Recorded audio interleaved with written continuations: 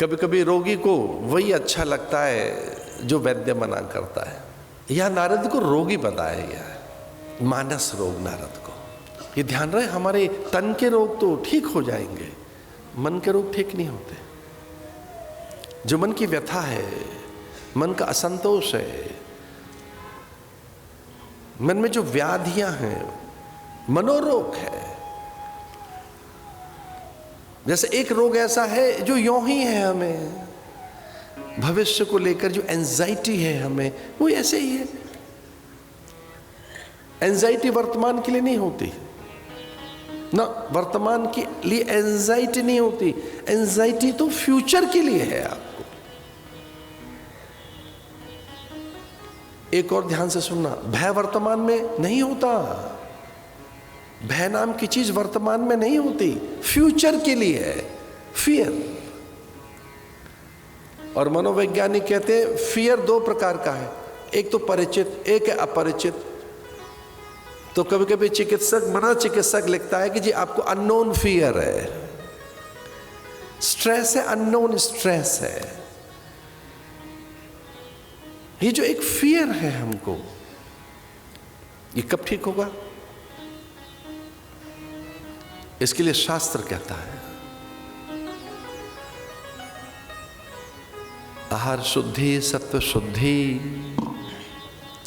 जब तक विचार और आहार दोनों ठीक नहीं होंगे आपके, आपका भय ठीक नहीं हो सकता,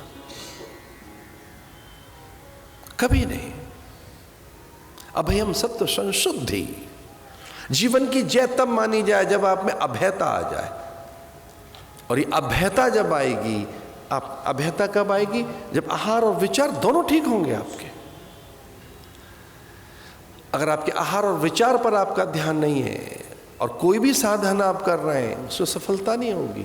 नारद अपने विचार पर ध्यान नहीं दे रहे हैं, इसे पता ना हो गया नारद का।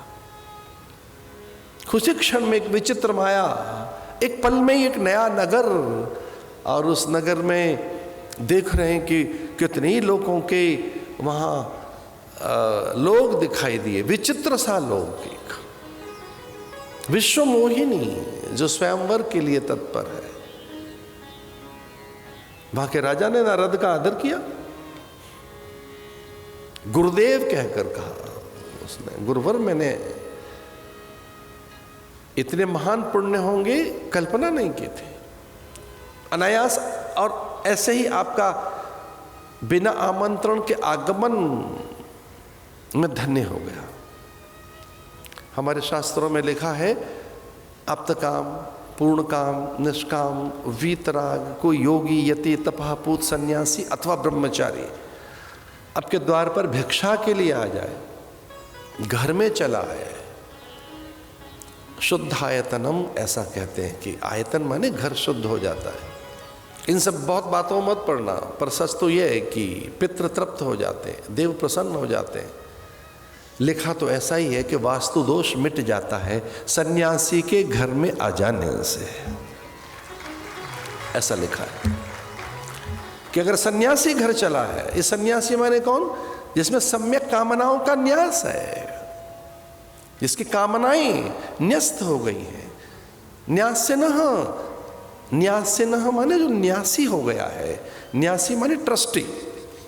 अब न्यासी किसे कहेंगे? हवा न्यास है, धूप न्यास है, जो इतना निश्चल है, निर्दोष है, स्वाभाविक है, इतना सहज, इतना निसर्ग। ऐसे न्यास से न ब्रह्मनिष्ठ, ऐसा ब्रह्मनिष्ठ योगी, यति, तपः, पूत, सन्यासी, विरक्त, वीतराग या ब्रह्मचारी या वेदमूर्ति अथवा गायत्री उपासक, ऐसे महापुरुष के घर आगमन से समूची नेगेटिविटी दूर जाती है। कुछ चीजें धूप दीप से ठीक हो सकती हैं, हो सकता है कुछ सुगंध बिखेरने से हो जाए, कुछ कोना घर का परफ्यूम कुछ छिड़क देने से ठीक हो सकता है, हो सकता है। लेकिन वहां की सूक्ष्म तरंगें, अविद्या, विकृति, राग, द्वेष, अभिनिवेश, कल्मश, कंदर्प, काम, जुगुप्सा, घृणा, ग्लानि, असूया, अमर्ष, इसे कौन ठीक करेगा? अमर्ष, अमरस जानते हो किसे कहते हैं? दूसरे की प्रगति से विचलित हो जाना। एक आध अपने लेवल तक घर बन गया है, कोई ठीक बात, कोई ज़्यादा परेशान नहीं होता आदमी। 2-3 तल्ले और चढ़ जाए फिर परेशान हो जाता है। ये क्या हो गया? अमरस, ग्लानि, भय, जुगुप्सा, संशय। बड़े प्रसन्न हुए विश्व मोहिनी के पिता, सब कुछ छोड़ दिया उन्होंने, नारद के चरणों में शीश झुका रहे हैं। ये मेरी पुत्री, स्वयंवर काल है ये। नारद का ध्यान पुत्री पर गया। ज्ञानिनामपि चेतांसि देवी भगवती हिसा ब्लादा कृष्य मोहाय महामाया प्रियच्छति। विष्णोर्माया भगवती यया सम्मोहितम जगत। विष्णुर्माया भगवती, वो विष्णु की माया, यया सम्मोहितम जगत। वो तो बड़ा विचित्र है, पूरी माया के साथ उतर के आए समुद्र मंथन में, महादेवी मोहित हो गए। अहो रूप महोधामम अस्या नववयम, महादेव स्वयं मोहित हो गए हों जिस विष्णु की माया से, विमोहित हो गए हों। ज्ञानमपि चेतांसि देवी भगवती हिसा ब्लादा कृष्य मोहाय महामाया प्रयच्छति। ऐसी महामाया, विष्णु माया भगवती, स्वयं भगवान की माया, योग माया सामने है। और उसका रूप देखकर चकित हो गए नारद, उसके लक्षण देखकर। उसके मस्तक की रेखाएं देखी, ये स्वयंभू परिभू नित्य सनातन की स्वामिनी है। ये जिसके जीवन में रहेगी उसे कोई जीत नहीं सकता। वो अजेय होगा, वो स्वयंभू होगा, वो सबका स्वामी होगा, सब उसी के अधीन होंगे। वो कोटि कोटि ब्रह्मांडों के रचना का अधिकार प्राप्त कर लेगा। उस मोहिनी के पिता ने मोहिनी का हाथ ही रख दिया नारद के हाथ पर। ये कहकर हमारी बेटी का हाथ तो देख लो। आनि दिखाई भूपते नारद राजकुमार, कहो नाथ गुण दोष सब कहीं की हृदय विचार। हमारी बेटी का हाथ तो देखो,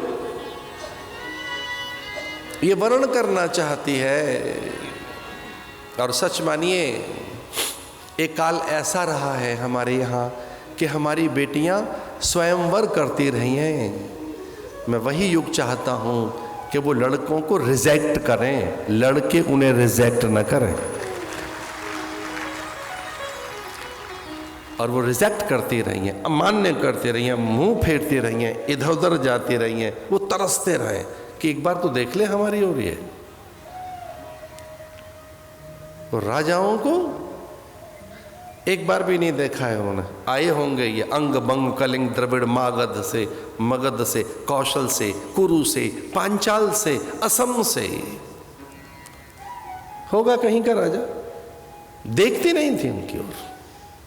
कोई वीर पुरुष चाहिए, अजेय पुरुष चाहिए, जित काम, जितेंद्रिय, नीतिज्ञ, धर्मज्ञ। वो माला लिए घूमती रहती थी, कोई ढंग का मिला तो पहना दे। और उचक उचक कर देख रहे होते थे कई लोग कि हमारी ओर देखें। भगवान करे ऐसा युग भारत में फिर लौटे कि हमारी बेटियां माला लेके घूमें और वो ऐसे देखें, नीतिज्ञ, धर्मज्ञ, श्रेष्ठ, जयी, पवित्र, पुण्यवान। बहुत ही आनंदित हुए समाचार देते हुए, बहुत आनंदित हूँ। हरियाणा में अब जो ग्राफ है वो थोड़ा बराबर का आ गया है, पुत्र और पुत्रियां बराबरी पर आ गई हैं।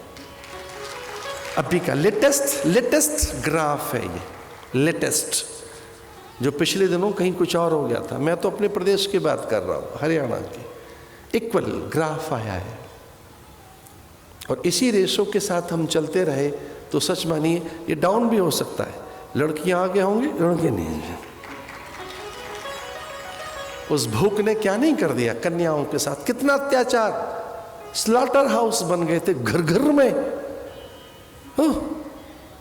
उधर जाना नहीं चाहते हम। कितना कष्टकारक, वेदना, विभत्स, नृशंसता। ओह कैसी नृशंसता।